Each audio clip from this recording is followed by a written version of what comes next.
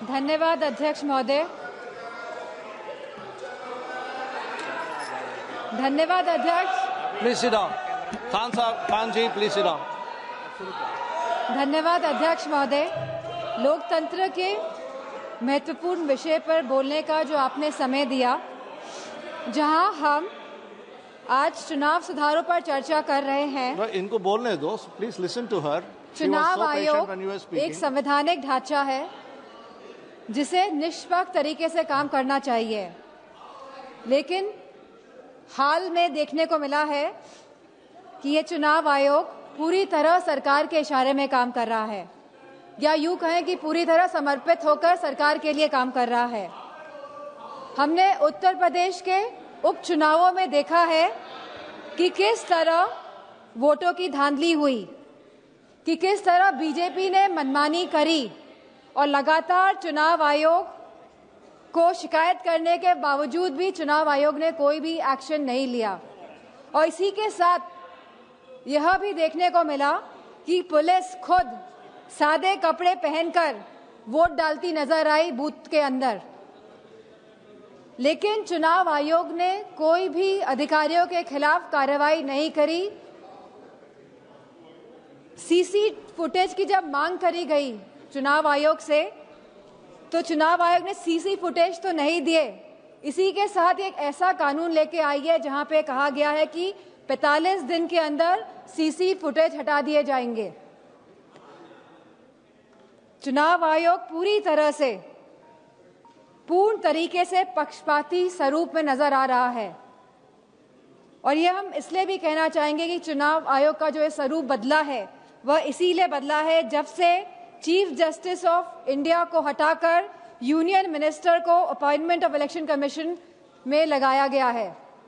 तो कहीं ना कहीं जो बिल पास हुआ दिसंबर 2023 में, जहां पे absolute legal immunity for any action by the election commission, इसके साथ साथ protection from accountability and scrutiny, जो इस तरह का सुरक्षा कवच एक चुनाव आयोग को दिया गया, इस वजह से चुनाव आयोग पूर्ण तरीके से समर्पित होकर सरकार के लिए काम कर रहा है।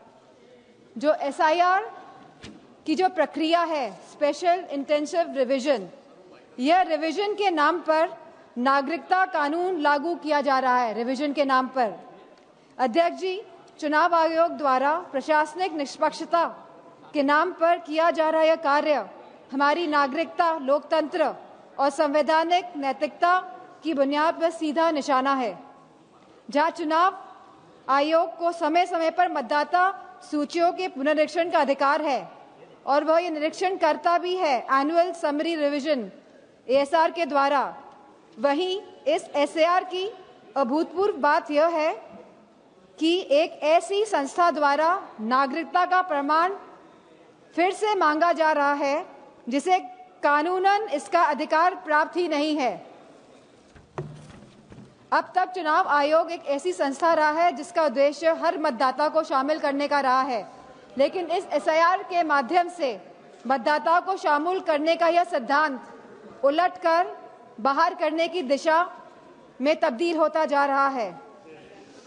जहां बिहार में एसआईआर कराया गया और लगभग 80 लाख वोटर्स को डिलीट किया गया, और यह सूची आज भी उपलब्ध नहीं हो पा रही है कि 80 लाख वोटर्स आखिरकार कौन थे। वहीं एसआईआर के बाद भी अंतिम मतदाता सूची में लगभग 14 लाख से अधिक डुप्लीकेट वोटर्स पाए गए, और इसमें भी लगभग 3.5 मतदाताओं के दोनों वोटर आईडी कार्ड पर एक ही विवरण दर्ज कराया गया है। अब ये एसआईआर की प्रक्रिया उत्तर प्रदेश में भी चल रही है, जहां बीएलओ को कोई भी प्रशिक्षण नहीं दिया गया है, जहां लगभग 10 से ज्यादा बीएलओ ने काम के बोझ की वजह से आत्महत्या करी है, और वेस्ट बंगाल में भी लगभग 20 बीएलओ ने आत्महत्या करी है। तो कहीं ना कहीं जहां इन बीएलओ को प्रशिक्षण नहीं दिया जा रहा है और जिस तरह से ये एसआईआर की प्रक्रिया को अंजाम दिया जा रहा है, कहीं ना कहीं ये वोट काटने वाली प्रक्रिया साबित होती जा रही है।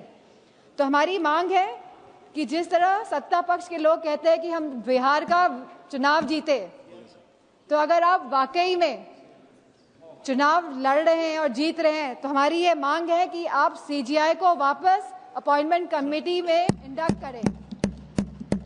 और जो आपने सुरक्षा कवच इलेक्शन कमीशन को दिया हुआ है, आप इस सुरक्षा कवच को भी हटाएं। और इसी के साथ समाजवादी पार्टी की यह मांग है कि बैलेट पेपर के माध्यम से ही चुनाव इस देश में कराया जाए। और जिस तरह के मॉनेटरी बेनिफिट्स जब चुनाव किसी राज्य में चल रहा है आप बैंक खातों में पहुंचा रहे हैं, तो मेरा यह मानना है कि कहीं ना कहीं ये वोट जो लोग डाल रहे हैं, वोट डालने में भी इसका इफेक्ट होता है, तो इसे बंद करा जाए। इन्हीं शब्दों के साथ